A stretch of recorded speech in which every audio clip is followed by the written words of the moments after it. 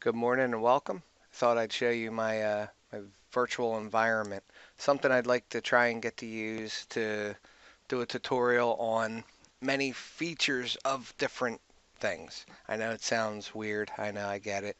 I'm not great at these tutorials. I just started them with my Plex series and getting live TV streamed around the house with the HD Home Run.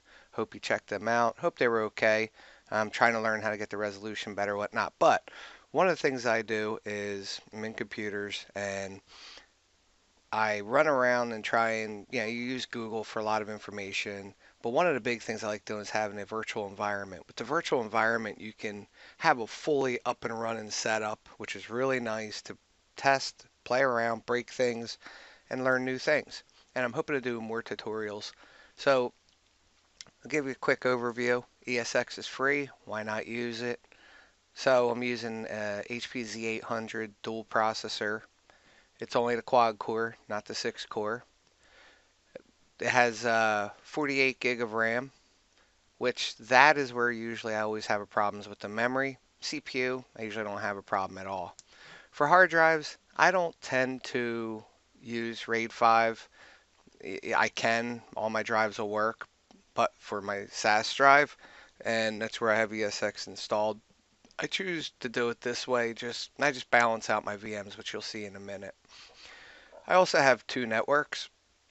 So I have my local my in-house network, and then I run a test lab network, which has its own domain controller, DNS, DHCP, and everything else I would need is within that. And which that just came up as a new challenge too, but I'll get to that later. So I'll give you an example. So you'll see, I'll expand these out. I don't use resource pools the correct way. I'm still learning VMware myself. I like using it as placeholders, as you see, management suites. My current job, I utilize Altiris, which was purchased by Symantec. Now it's called Symantec Management Platform. It used to be Altiris Client Management Suite. SCCM by Microsoft is a competitor. I don't know it at all, and I've been using Altiris since 2006. One thing I'm going to do is tutorials on an installation to a full-blown, fully configured Altiris server in individual chunks. So that way it's manageable and not overwhelming. SCCM, I'd like to learn it and do a tutorial on that and compare the two to get an idea. So, that's my management suite section. So servers, Altiris package server, my domain controller, my SQL server, and FreeNAS. Since it's a lab, might as well play around. I have a FreeNAS server set up where I can store all my files in one location. Domain control, okay, I'll jump down real quick. The workstations, I have a Linux, Mint OS, Windows 10, current branch, LTSB, Windows 7, Windows 8, XP, excuse me, and I even have a router. So previously, I just did the router a couple hours ago. With the whole built-in private network, it was great. Altiris needs to get out to the web. I will assume SCCM will also to download patches from Microsoft site. So because this has its own subnet, I was trying to figure out a way to do a router. I Googled it. I found DDWRT. I found some other ones, and playing around I had a lot of problems. I did find one, and I had a lot of issues, and I finally got it working. So Frisco, the problem I had, my network 1066.10, my lab is 10.66.150. If I change in this router to the internal NIC side, it breaks every time. So I decided I got this working. I'm just going to leave it alone. And this is a new app to me, but it does work, which is very nice, which I'll show you real quick. Windows 7. So what I had to do on this VM is add two network cards. By adding two network cards, I have one set up, which I'll explain in a minute. My test lab is my internal private network. I use DHCP for that. However, you'll see what I do with that. My internet access, I statically assigned out. Now, like I said, when I changed this in the router software, it broke, so I just followed their format. I let it be, and it works. So, if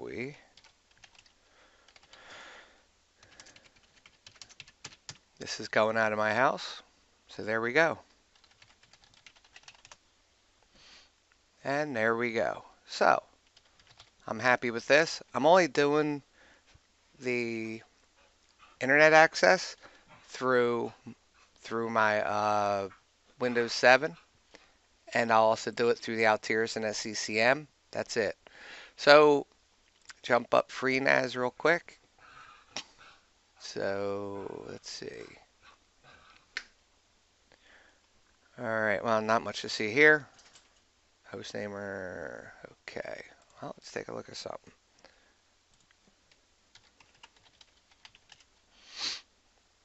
See if it's up and running. Okay. Well, it's there. So more on that later. Like I said, I'm still in the midst of setting things up and getting certain things going. So my domain controller. One of the cool things I like doing, I mean, it is a lab, which means you are going to rebuild things, you are going to mess things up, you're going to install stuff. While you can do snapshots, I tend to rebuild. And if I get Altiris set up with deployment solution, I'll be able to just build on the fly. I know you can do VMware vCenter, which you can do templates and whatnot. It's not really my purpose for what I'm aiming to do at the moment. I'm not really looking to expand knowledge on VMware. I know enough to get around. On my domain controller, it is its own DHCP server, DNS server, and Active Directory server. I create accounts within this Active Directory for SQL, generic users, SCCM. Should have a Symantec one. Yes, I do. Windows 8 user, Windows XP user. Just, it makes it easier to have other users than using the same account to log in all the time. So that's the Active Directory side. The DNS, once you set it up, it works. It works great. Though you can know it definitely is working when you do not add these items. They get added automatically. I added the FreeNAS and then playing around. All right, so it already picked up my second NIC on my package server. But so all these pretty much came in on their own through joining the domain. So the other thing, this is what I like, this is what I was talking about that I really like to do. So set up a DHCP scope, as you see, have a pool 1066.150.1 to 254. And as you see, I've already got a mess of them in here. Excuse me. Some of these are old. That one's going to go. This one, this one, this one. Like I said, I was playing around with all kinds of stuff. IP fire. A lot of these will go. Okay, might be part of my FreeNAS. I see it in here twice, but I do reservations. The nice thing with doing this, if you've never set up a reservation, all you need is a name, test machine, give it the IP you'd like it from the pool, give it its MAC address, and you don't have to give a description, I always do. But when you do this, what is nice about this is the machine, it's not like you're saving that much time, but you really do. You don't have to set up the networking portion of that machine. It's up and going. So, and when you create your VM, it's simple. You just go in, you edit. After you add the second NIC or first NIC, whichever one you're going to want it to use, you can see the MAC address is right here. Okay, so it's nice. It's one less step that you have to do. All right, so let's see virtual machines. Here's what we've got.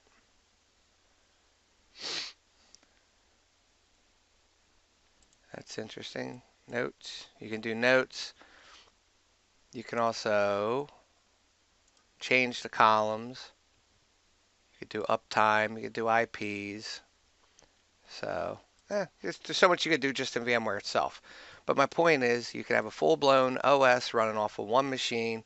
You can have a whole environment to set up and test and play around. Well, hopefully that was enough to show you a little bit of what I'm looking at doing in the next upcoming months. Hopefully it doesn't take me too long.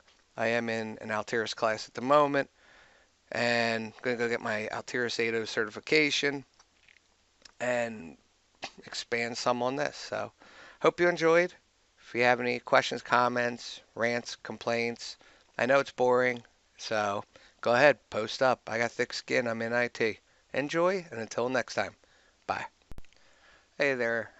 Just while I was editing the video and just going through it, seeing what else missing. I always fly by the seat of my pants. I never sit there and have a script to follow. I know you should. That's how you make ultimate videos. I don't do that kind of stuff. Anyway, I just jumped back here to take a quick look. I was like, well, why is this not working? It did work. It just took a moment. I'm very impatient. I know there may be issues with my network and routing and stuff. I got to look at that. Just, you saw, it shouldn't have taken so long. But, pretty neat stuff. So, FreeNAS, so here we go. But FreeNAS does work, does come up. I have an area shared out. And here we go. There we go. Cool. One of the things I like doing is I like putting a shortcut back, so I keep a shortcut out on FreeNAS to be able to place it on the desktop to get back to it. Then in here, you got your installers, you got ISOs, and things of that nature. So, which actually that's something else I wanted to bring up. So, a couple of things I did miss. It's really neat with the with how VMware works. So as I told you, I don't use RAID 5. So if you look down the side, I don't know if you noticed and was wondering what are the numbers. Pretty self-explanatory. Come back here. Here we go. I name stuff just so I know where it is to kind of balance stuff out. So that way I don't overtax one drive. I'm not going to fill up one drive, then the next, and the next, because as you're rebooting and whatnot, your drive speeds will be affected. So try and balance it out. The nifty thing I like doing, it's not something I invented, but it's out there. Browse data store. Yeah, I got from playing around. I'll have to delete one of these. Figure out which one I don't need. But I keep my SQL Server on here, no big deal. But ISOs. What's really neat is you can bring all your ISOs in. Here is my router as a floppy drive. So that's another nifty little thing, which I'll show you in a minute.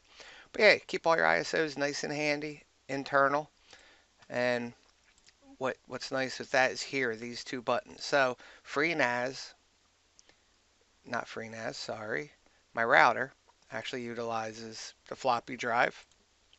You just say from data store. And you go to your location. There you go. I actually have two of them. I was making copies to test things out. And you do the same thing with ISOs. Installing software can be done this way too. It's nice. ISOs are just so handy. Let's go ahead. Do I have Office up here to show you? No, I do not. But I'll grab whatever this is.